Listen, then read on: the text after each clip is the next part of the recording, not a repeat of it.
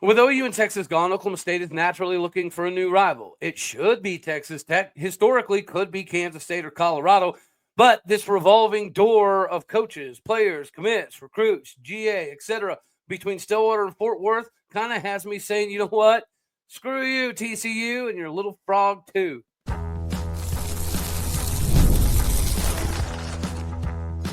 You are Locked On Oklahoma State, your daily podcast on the Oklahoma State Cowboys, part of the Locked On Podcast Network, your team every day. Howdy, y'all, and hello, all. Welcome back to Locked On Oklahoma State, your top stop for all things Cowboy and Cowgirl related. My name is Cody Stovall. I want to thank you kindly for stopping by to make this your first listen. We're available on all of your podcasting platforms, visually as well on YouTube. Find me personally on X at AllDayO State. Today, we're brought to you by Monarch Money. Take control of your finances with Monarch Money. Use the code LOCKEDONCollege, all one word, at monarchmoney.com for 50% off your first entire year. Get your finances right and give yourself some peace of mind with Monarch Money today. Meanwhile, we shift into the foosball conversation once again. And yes, one of the few things that I think Brett Yormark has not been able to capitalize on is the potential brewing of rivalries. We have the Holy War that kind of holds up the conference. You have Farmageddon, even though it's not going to be a yearly game, which is an absolute travesty. Then you have TCU, Baylor that pretend to be rivals to some degree. And Oklahoma State seemingly has none. Of course, over the years, our most natural rival is Xerox U, a.k.a. Texas Tech. But I don't know that that rivalry is building a whole lot like it maybe should be. I guess you could make the argument that the new booty Utah has kind of crept into the territory that Oklahoma State flag bearer fans feel like we kind of should have. And then we have some history with Colorado going back to the Big 8 days. We have a very comparable rise from the ashes as Kansas State whenever they had Bill Snyder. And obviously Chris Kleiman has done a very comparable job to what Bill Snyder was doing. So those are some possibilities. Yet here we have TCU, who just stole another 4-star defensive back and Jason Bradford from us recently. Last year, we were able to get quarterback 4-star Adam Schobel to commit to Oklahoma State just to end up leaving to TCU because of the family legacy ties, and his cousin going there kind of makes sense. Just like it made sense for Hauss Hejny to come to Oklahoma State, even though TCU is theoretically his dream school. He's also a deep legacy of Horned Frogs in the family. We were able to acquire the services of TCU after getting Doug Meacham. After Doug Meacham was stolen from Oklahoma State by TCU, and we were able to basically orchestrate a deal to get him back. So they get our quarterback commit. We get their Hauss Hejny. We get their coach after they stole our coach from us originally. And people tend to forget they hired J.W. Walsh for some years as well. So there is a lot of correlation between Oklahoma State and TCU. For whatever reason, there seems to be like a system. Now, you could even throw John Paul Richardson into that mix. JPR is probably going to have a fairly successful NFL career, but unfortunately, it's going to be correlated to his time at TCU as opposed to the development he received in Stillwater.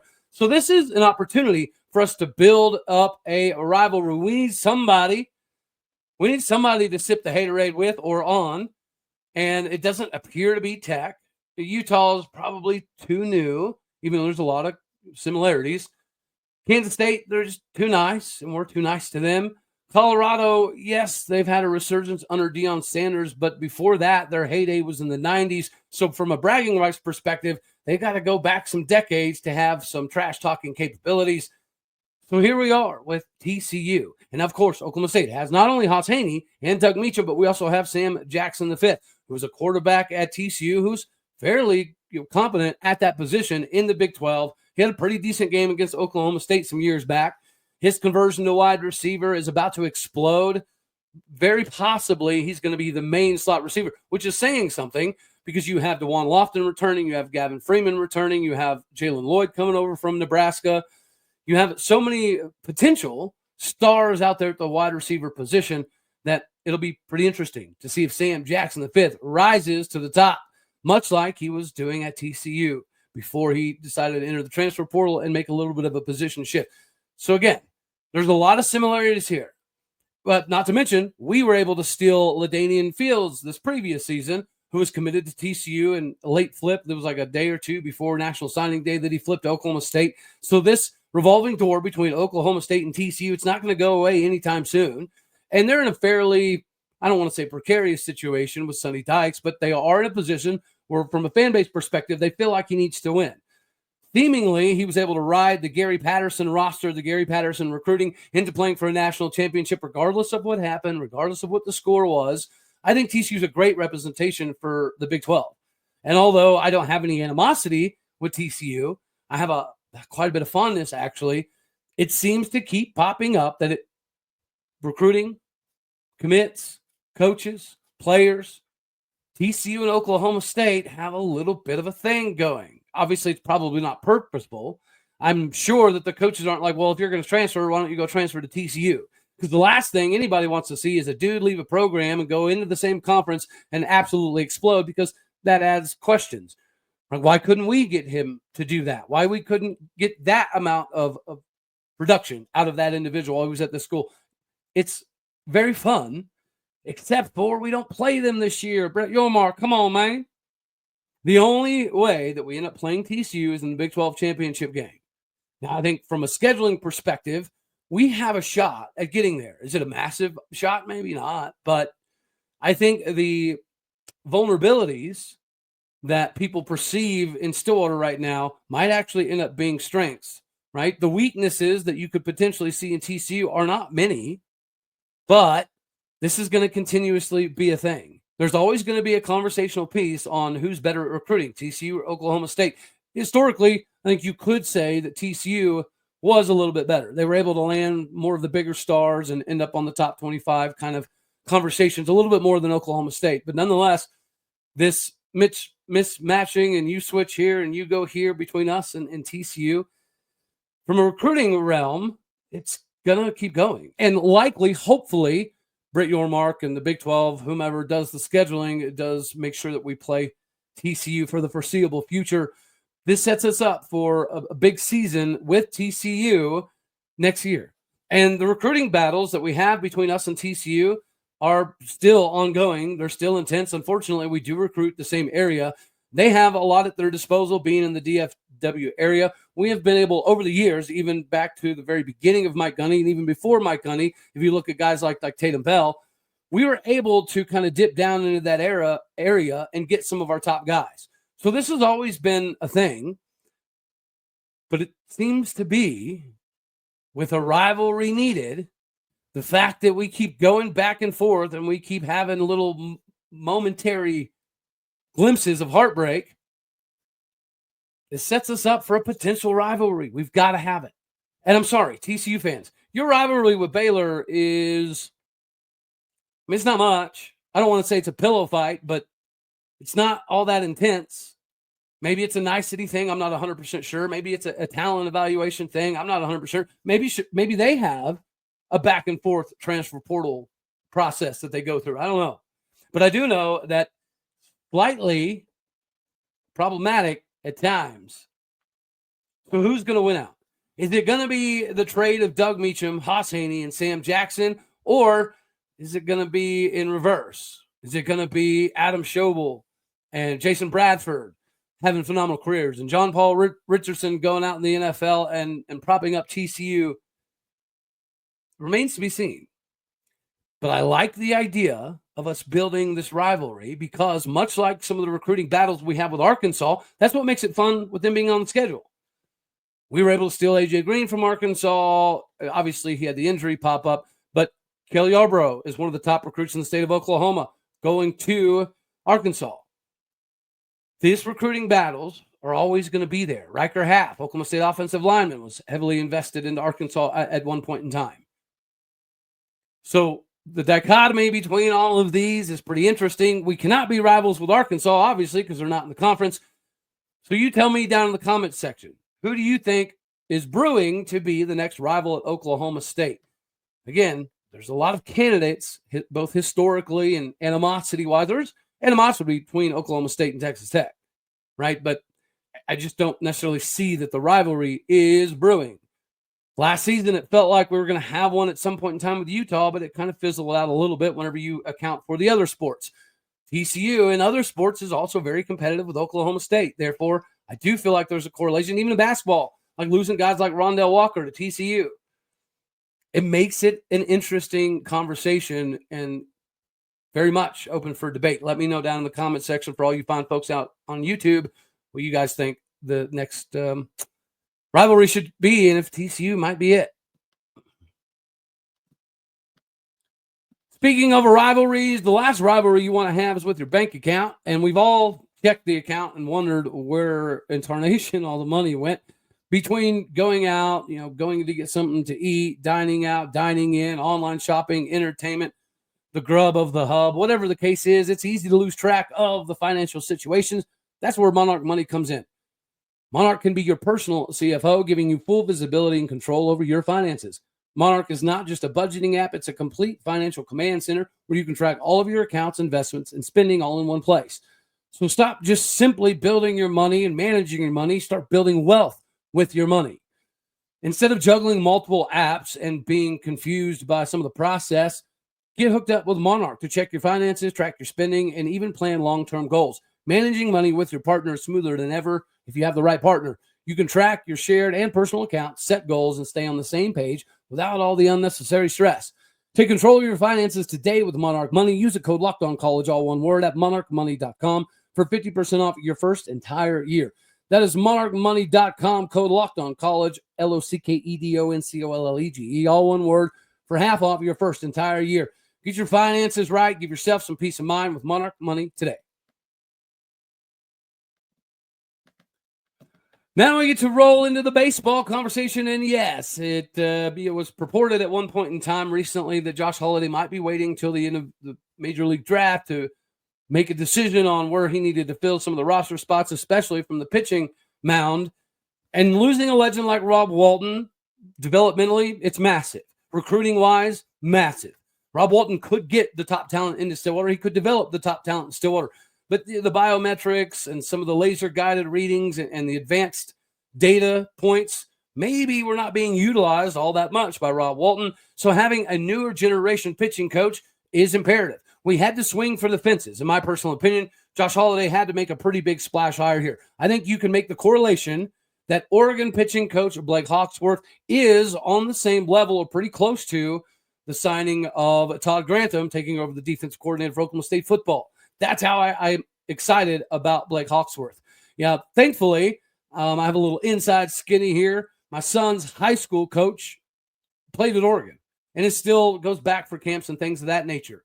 And he'll tell you, it is different coaching there as opposed to being down south. And that was probably part of this equation here for Blake Hawksworth, because Oregon is definitely going to pay him more money than we are, most likely.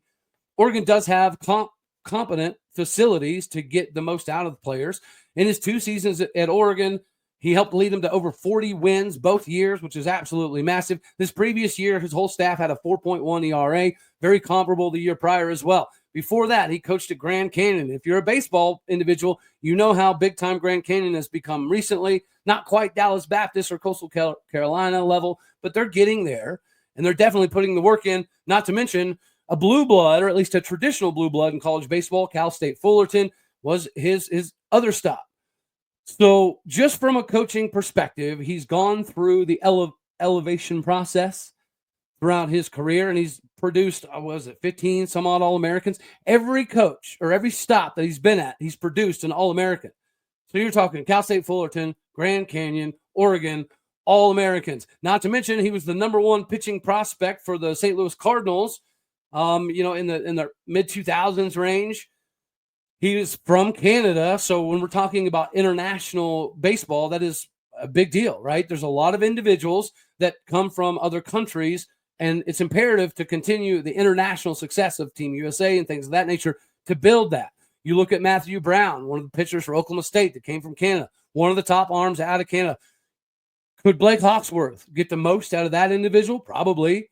Plus, the analytical side of the game. Again, Rob Walton physically was phenomenal. But there's a lot of data points that he could be getting that he hasn't necessarily been utilizing. And I do think that's another part of this equation. Oregon, great. They have all the dollar bills from Phil Knight and Nike, yet they do not have anything close to O'Brate Stadium when it comes to baseball. That's another thing that I'm sure Blake Hawksworth took into consideration. Plus, you have the move. Teaching pitching in the north and, in the cold weather regions and the rainy style of regions, it is significantly different than teaching pitching down south. The humidity changes the way the ball moves, so the amount of depth that you can get if you're an off-speed guy down south is significantly different than some of that stuff up there. So even though Oregon has all of this money, they don't have the facilities that O'Brate has. They don't have the rich history that Oklahoma State has. They don't have the ability to recruit quite on the same level as Oklahoma State in baseball. Plus, if you're a pitching coach that prides yourself on movement, right? Slider, curveball, slitter, sinker, all of those things do more in the humidity. It just does. The ball flies differently. You pitch differently. Movement is constricted a little bit up in these regions. So there's a lot of factors as to why Blake Hawksworth would make this move. And I know Oregon fans are kind of freaking out because they're not exactly a hotbed of college baseball. They never have been. Oregon State has been. You could classify Oregon State as a blue blood in college baseball. Oregon never has been. And they haven't even really gotten close until the last, 5-10 years or so, to my knowledge. So whenever you factor in all of the things that Oregon can provide, it's still not the same, other than money, as Oklahoma State. I think that proves, that adds validity to the fact that we're going to continue to garner the top of talent because of the facilities. We just had to have a coach that could unlock some more potential. If you take somebody like Blake Hawksworth that has the proven capabilities, not only playing in the major leagues, right, but also coaching multiple big-time baseball school stops along the way to get to Oklahoma State. This is natural. Although Oregon does have all of the glitz and the glamour and the dollar bills, they do not have the same things that we have in Stillwater, Oklahoma. That is why Blake Hawksworth is an Oklahoma State Cowboy pitching coach now.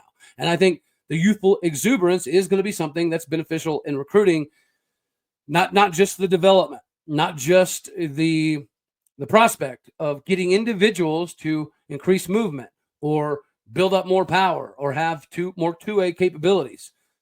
This is a dude that I think solidifies everything that Rob Walton was capable of doing, but maybe even from an analytical data point perspective, we're possibly about to get a decent-sized upgrade. The amount of time that he spent coaching, training, playing all across the country. I mean, heck, whenever he got signed, before he was the number one pitching prospect for the Cardinals, I mean, he played, what do you have, like 152 some odd starts in Major League Baseball? So it's not like he was there for a cup of coffee. It's not like he was there to be a bullpen middle relief guy. He was an absolute dude. So his connections probably go significantly deeper than most coaches we could have obtained in Stillwater. The Mississippi State coach was obviously a big name. Him staying at Mississippi State is a massive deal for them because he could go coach at a lot of Power 4 stops. Blake Hawksworth is well on his way to doing the same thing. This is an A++ hire. It's a home run, except for he's probably not going to allow a ton of home runs, and that is why the excitement level is building.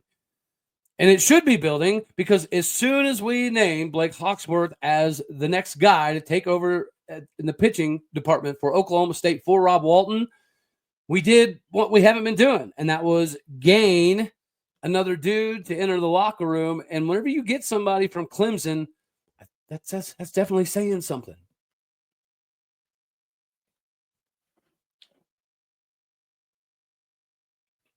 When we talk about blue bloods of college baseball, Clemson may not be, they might be, right? If they're not, they're really, really, really daggone close.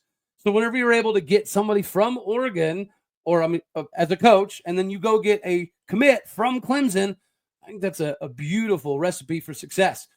TP Wentworth is now an Oklahoma State Cowboy, and funny enough, he's got family that used to be at Oklahoma State playing sports. So there's a little bit of an old school connection here.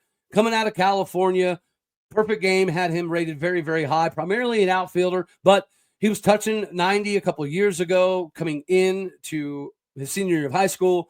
His exit velo was in the 90s. His velocity from the outfield was in the 90s, which is all extremely impressive. More impressive than that, though, was his 1.6 10 split and his 6.6 60 time.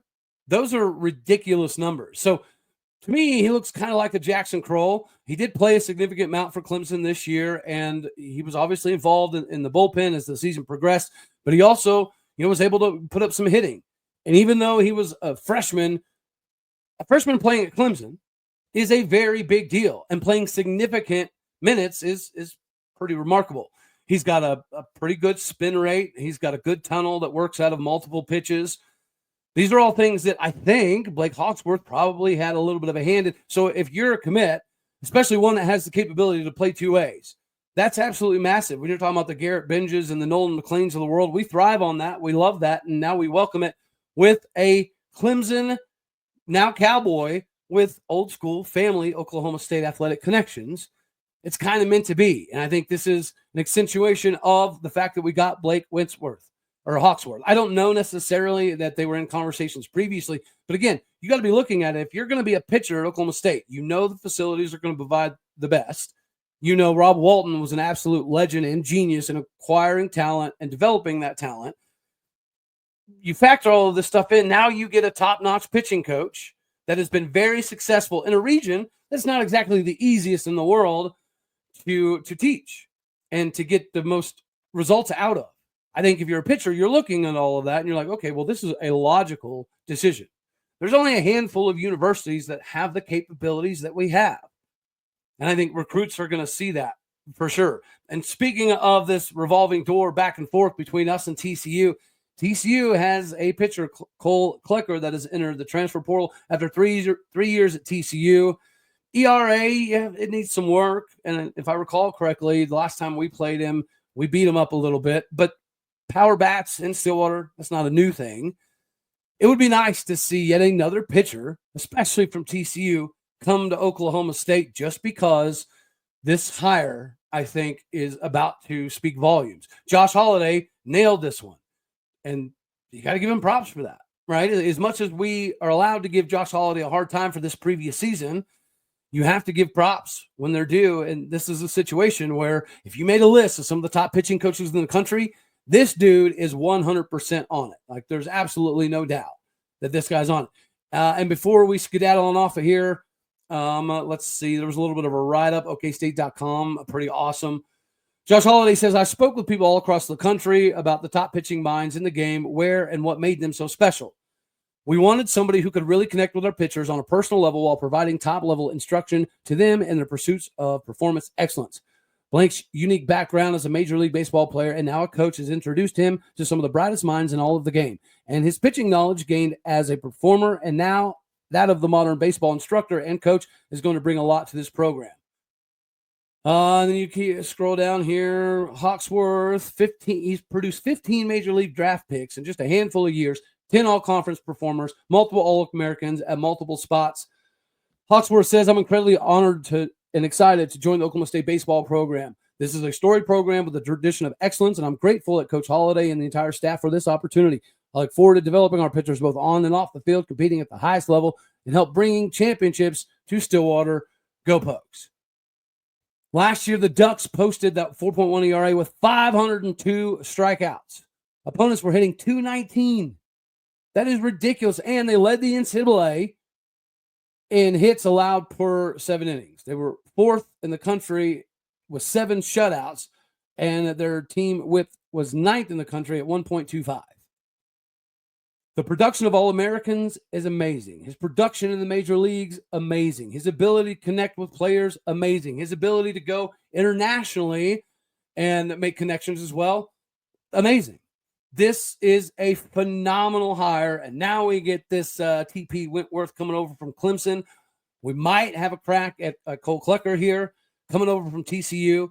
The floodgates might open here before too long, and I think this is absolutely beautiful to see, because Josh Holliday waiting until after the draft seemed to be kind of sketchy, to say the least, because talent acquisition is not going to wait for you.